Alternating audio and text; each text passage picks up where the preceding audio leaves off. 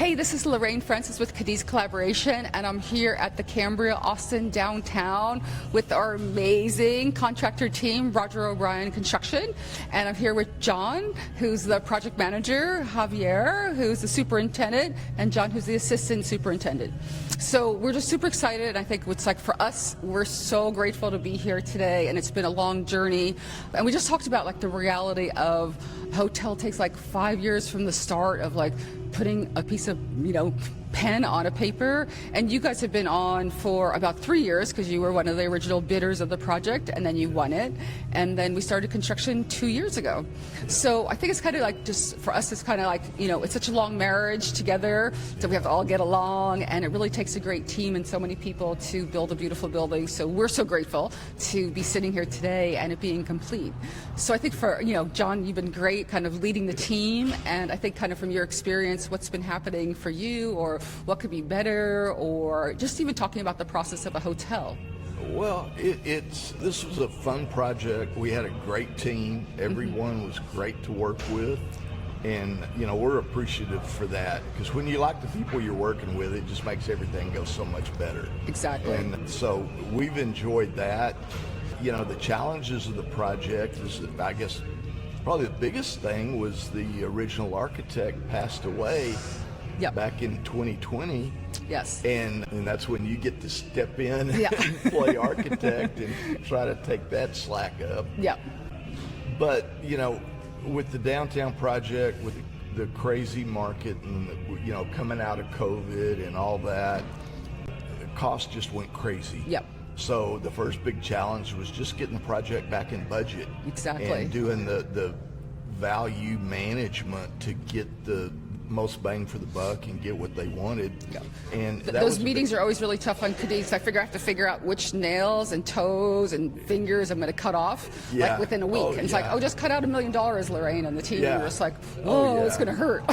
Yeah. And you go back, you look at the hotel now, and you think, boy, that would have been cool. But But I think the end product really was good. Yeah. And you just got to clear. It's got to work financially, or it doesn't go. So you don't have a choice, but you make those decisions and move on.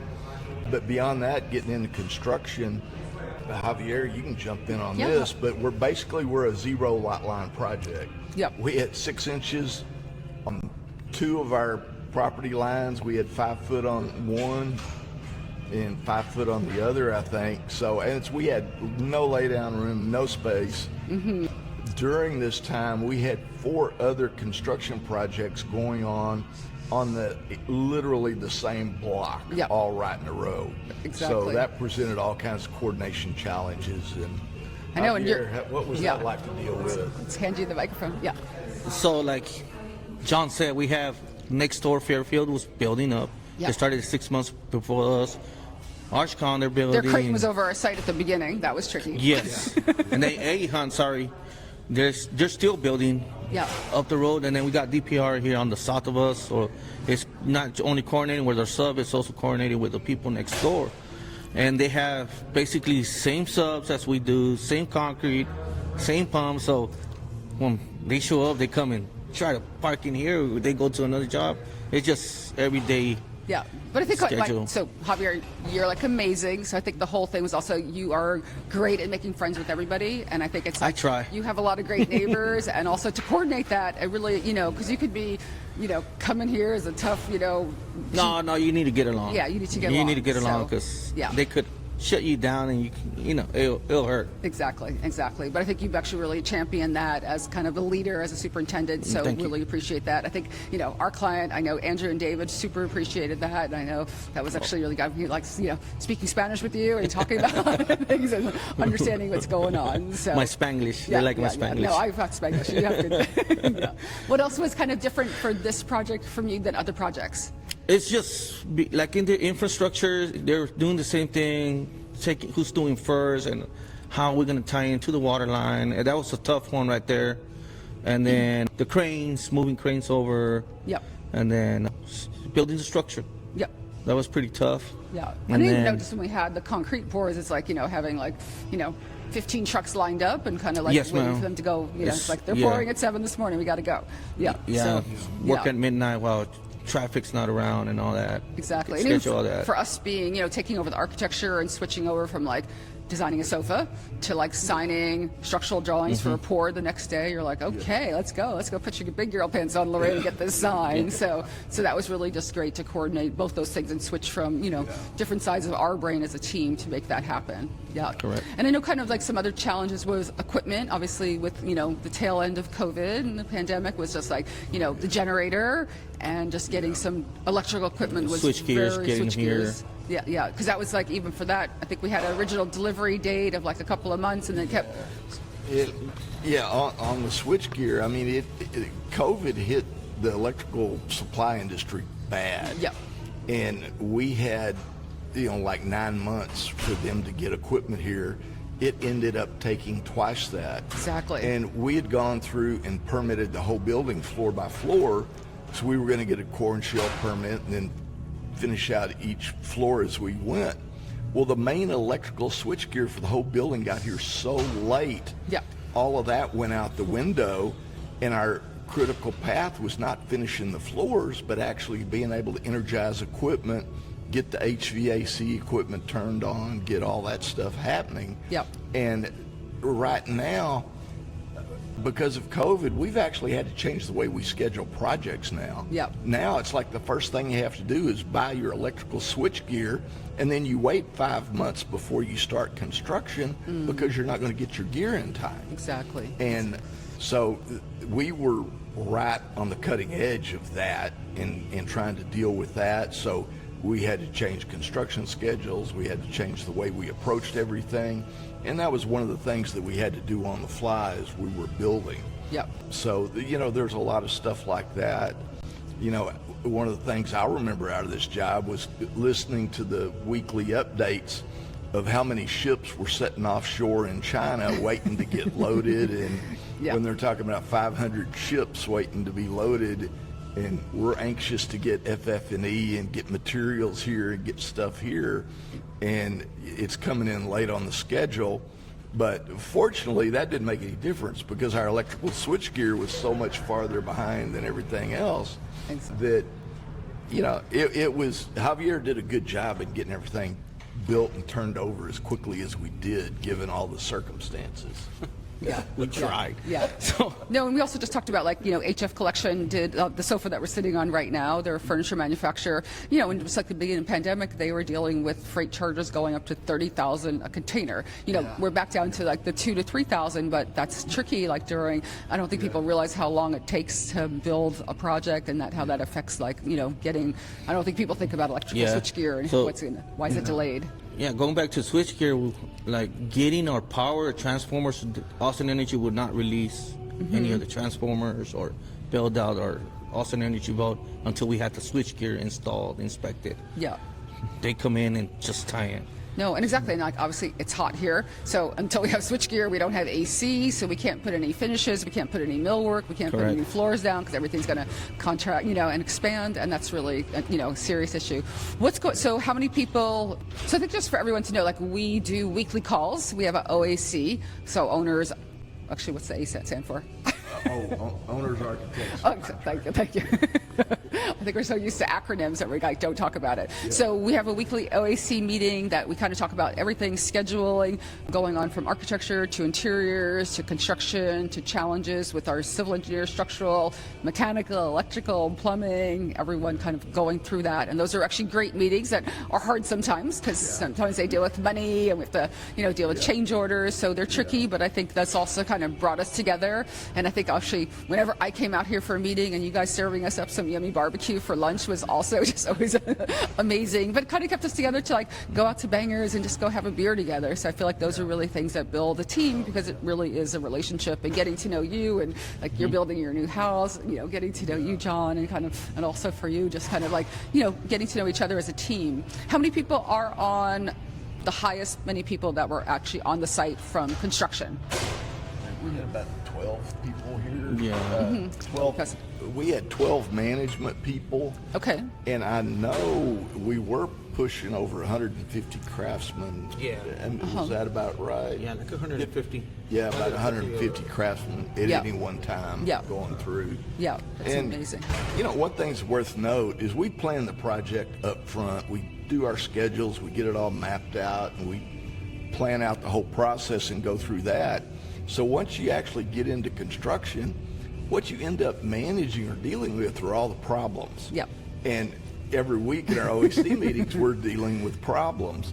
And to be able to do that week in and week out for over a year and still have the team hang together, still, you know, be covering each other's back and take care of each other, is when you spend it all your time solving problems, you know, that's kind of the challenge of construction. Yeah. And the fact that when you come out at the end of the job and the team is still talking and they're still happy and they've still enjoyed what they're doing, to me, that's probably one of the biggest satisfactions of the job. Yeah. You can do No, that. absolutely. For me too. That's actually amazing. It's amazing. So I know we all haven't had a beer together. I know the opening party got switched out to December 5th. So I'm hoping that we're all going to be there together and to celebrate what's going on. And I think for us, it's always a learning experience. Is there anything that we could have done better as Cadiz to work with you as a team? Because I feel like it's always like, you know, these are learning moments for us, and what can we improve upon ourselves to be a better team player? Oh. Okay, give me that back. No, I think probably the biggest challenge we had was, you know, y'all were out on the West Coast and we're in Austin. Yep. And I think really that was probably the biggest challenge. And honestly, y'all did an excellent job of responding. You know, even though you're 4 states away, y'all still did a great job of responding, and we're still in tune to what was going on the job site. Yep. So y'all deserve a lot of credit for that. No, thank you. And I think actually we love Procore, because like Procore just pops up on my phone. I go, oh my God, I'm like 1 day late on a submittal. I better get going on this. So it always kind of like, you know, I'd wait till like 10 o'clock sometimes on the OAC meetings, and I'm like, I got to answer all this stuff before 11:30. Yeah. Oh, So, yeah. So, but I would say that was probably the biggest challenge. But, you know, for y'all being an interior design firm primarily, to step in and act as an architect during construction administration, you really did an outstanding job. Thank you. Because we never would have expected you to come through the way y'all did. Were you a little nervous 2 years ago? Oh, yeah. We bit. We bit. So, anyway, but it's all worked out. Yeah. You No, know? it's good. And y'all did a great job, and obviously, I've got to tell you, the hotel looks great. Yeah, thank you. It didn't look like that much till the furniture and all the artwork and everything else came in, but that's really made the place really look good. Yeah. And, that's awesome. So that's awesome. gratifying. Yeah. We build a lot of buildings where they come in and the FF&E and all that shows up, and we go, What? They ruined our project. But this one actually pulled the project together and really made it a good-looking project. Yeah. I think kind of maybe talking about like the last month, because I feel like kind of getting our certificate of occupancy has been a little nervy over the past month, and we've had a lot of challenges with final inspections and some equipment, and I don't think people know, like, okay, are we opening this week? Are we opening next week? Are we opening the next week? So, you know, so we had a little delay at the end, but it was still pretty like fast over that. So is there anything else that just from working with the city that we could have done better, or it's just a challenge? Well, yeah, if you haven't worked with the city of Austin before, you don't know what you're getting into. Yeah. And they're a challenge. Yeah. And it's something you have to plan for, work for, and and not knowing that going in makes a big difference. Yeah. We had a contractor next door that was from out of town. Their design team, their developer from out of town. Yeah. And they're still trying to sell that California did better building. than used to. Yeah. Oh, yeah. But now the city of Austin is a challenge. Yes. From Austin Energy and getting your power to getting your permitting to getting through the fire marshal inspections. And when this is a high-rise building in the central business district. Yeah. So they really regulate that Everything. thoroughly. Yeah. And it's a challenge to everything's got to be perfect or they're not going to buy it. And a lot of times people just don't understand that, and Austin's got their own codes and regulations that people don't understand. Yeah. So that's a big challenge. Who was the toughest inspector? Oh, the fire marshal, Yeah. far and away. Yeah. So Yeah. anyway, getting through him, getting through the systems, and you know, a lot of it is we had our MEP designer was from Houston, and they weren't familiar with Austin codes. Okay. And at the end, we had to make some changes and corrections to make all that work per code Yep. for the city of Austin. So that was a challenge at the end, and that's why, you know, when are we going to open? Yeah, it was a moving target. Yeah, it's all built and done. We just got to get approval from this one guy before he's going to let us move in. Yeah. And so you got to fix what you got to fix in order to get their approval. Yeah, And, but I think also, you know, to all of our credit, like, you know, it was challenging, it was stressful for the owner, stressful for all of us, and we got it done. And with, like, I think, like you said, with smiles on our face and still being friends, and you know, going to have our next beer. And I think I'm really grateful for you guys and working with you, and it kind of made Cadiz and us step up to the plate. So we really appreciate working together, and you guys being really organized, and also, you know, we work with other contractors, and you guys were, you know, very talented. I did an interview with Mike Dempsey, your president, a few months ago, and it was great to talk to him about construction. And I think, you know, we hope to work together with you guys on another project soon. Yeah. Good. No, we're ready. Thank you so much, guys. Appreciate it. Okay. Thank you.